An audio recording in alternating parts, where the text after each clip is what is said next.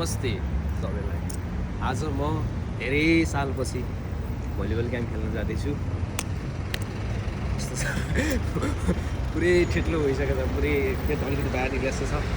त्यही भएर म एक्सर्साइजको लागि चाहिँ लेट्स गो।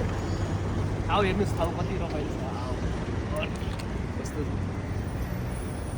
यस रमाइलो गर्नुपर्छ कि रमाइलो गर्ने भनेको जाडो समयमा हो। फेरि गरिमा त फेरि बाहिर निक्ल्यो कि ज्यान। ल यो ठाउँहरू देखाइदिनु त,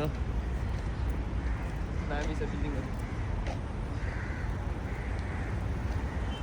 यत्तिकै नेपालमा भइदिएको भए हामी यहाँ होइन आफ्नो फ्यामिली छोडेर किन यता आउँथ्यौँ। हेर्नुहोस् न सिग्नल कस्तो छ, गाडी रेल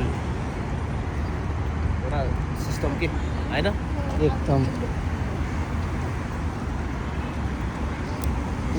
सिग्नल खुलेको छ। यता यता यता स्टप गर्नु, यता यता पनि उतापट्टि उतापट्टि उतापट्टि कस्तो छ बाटो चाहिँ।